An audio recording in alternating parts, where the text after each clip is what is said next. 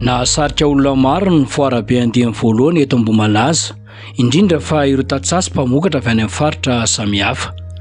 Nampiavaka ity hetsika ity ny fisian'ireo trano efa fampirantiana amin'ny varotra izay ahafahan'ireo mpandray anjara mampafantatra sy mivarotra mivantana ny vokatra avy aminy. Ahitana vokatra ny fambolena, ny fiompiana ary ireo vokatra voahodina avy amin'ny sehatra maro samihafa. Mbola maro ihany koa ry hetsika ara-kolontsaina sy ara-toe-karena manamarika ny foara. Isan'izany ny fampisehoana ara-javakanto, ny famelabelaran-kevitra ary tsy adino ny tombola lehibe izay mety ahazoana moto sy loka maro isan-karazany. Toy izao ny tafatafa tamin'ireo sendra mpanao gazetinay eto anivon'ny feon'ny demokrasia. Dia nitatso foara voalohany indrindra dia fampahafantarana ireo vokatra misy rehetra eto Ambohimalaza, na asa tanana, na fiompiana, na fambolena, eny asa maro samihafa. Satria misy ihany koa ireo industria eto Ambohimalaza dia ireo zavatra koa nampiseho. Faharoa dia ataontsika hoe ny tanjona dia atongany Ambohimalaza kion-dalana ny fampivoarana. Izany hoe mba eto ny olona ny etsena, mba eto ny olona ny amarotra ny vokatrany. Izany hoe tsy voatery handeha lavitra intsony Antananarivo na handeha lavitra, fa ny tanjona ireo koa olona manodidina dia mba ho tonga eto Ambohimalaza ny ataontsika hoe mba hividy sy zavatra tokony ilaina. Fahatelo dia eo amin'ny ataontsika hoe fanodinana ny vokatra sy fampionana ny tolotra sy ny tanady eto amin'ny commune izay manodidina eny. Hatreto ary moa dia efa nisy mihitsy avy any Toliary, avy any Majanga tonga eto amin'izao foara izao, dia misy hatramin'ny 300 ireo stand izay mijoro eto izany. Misy avy any Tamatavy dia ataontsika efa ivo sady izany izao sady efa seho fa makasika tanàna maro, faritra maro izao fiatohana fiara, moto fa ny tena tolotra hoentina eto ihany koa izany dia ny fiatohana fisotrondronono fanampiny. Fiatohana fisotrondronono fanampina izay hoan'ny tantsaha. Inona moa izany ny tombotsoan'ny tantsaha raha miditra ao anatin'ny fiatohana fisotrondronono fanampiny io? Ny tena tombony ho an'ny tantsaha ao anatin'izy io dia izy io moa izany misy ny ataontsika hoe latsan-kemoka malalaka.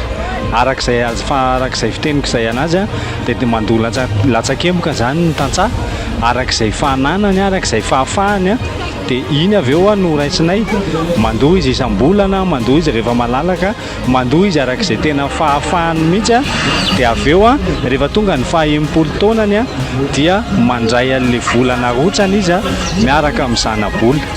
Inona masotsivana efa tena andrem-bolona iritsaka azo ny tombotsoa? Masotsivana tena tsy misy hoe masotsivana manokana sy voafantina, fa ny olon-drehetra izay manana faniriana indrindrandrindra hiantoka ny fahanterana izany ao aorianan'ny retraite dia izay izany ny tena hoe tombony lehibe amin'izy io.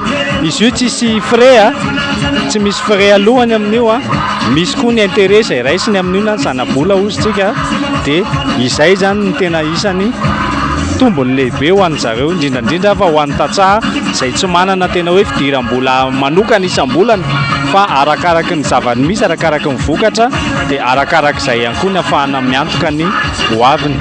Tompoko faly miarahaba antsika rehetra tonga eto amin'ny foarabe any Ambohimalaza androany dia mandray anjara atao anatin'ny foarabe any Ambohimalaza ny orinasa ITA na ITA izay fantatra amin'ny hoe information technologie agriculture.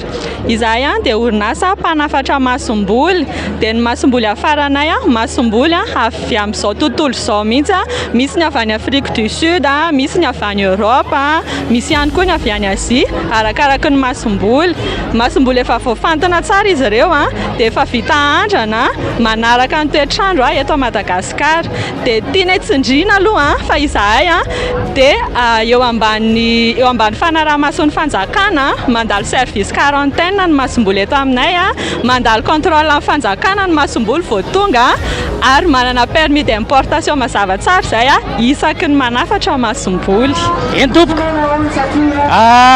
izahay dia ately RAS manao ny asa rehetra vita amin'ny hazo toy ny armoire, komody sy ny sisa. Raha manao trano ihany koa ianao dia afaka manatanteraka ny asa momba ny trano izahay, manao ny brique, manatitra ny vato, manao livraison, ao ihany koa ny fanaovana ny varavarana sy ny voalizy. Araka ny efa hitantsika zao dia ireo mifanaka ao anatin'ny trano. dia anetananatsika rehetra izay manjifa ireo fitaovana efa nolazaiko teo reo a mba anjifa aty Ambohimalaza satria eto Ambohimalaza dia anisan'ny mamatsy ny tsena rehetra manerana ny Madagasikara hatrany Tamatavy indrindrindrindra fa ao amin'ny Koum dia izahay no tena mamatsy an'izy ireny na ireny mangazay ireny aza dia izahay no mamatsy an'ireny eto Pédagogue Madagasikara zany dia fikambanana mpampianatra izy io nanangana plateforme anankiray mpampianatra tsy miankina sy miankina plateforme anankiray nanaovantsika vokatra le vokatra moa zany dia nanamboatra application zahay io application io dia tonga dia misy leçon dia sujet type dia corrigé dia ao anaty téléphone zany no ahitana azy na ao anaty tablety ihany koa. Marina fa nanomboka ny 14 Mey 2024 ary tsy hitsahatra raha tsy amin'ny 17 Mey 2024 avy izao ity hetsika ity. Hetsika lehibe fampisongadinana ny tatsasa mivokatra eto anivon'ny commune Ambohimalaza Miray.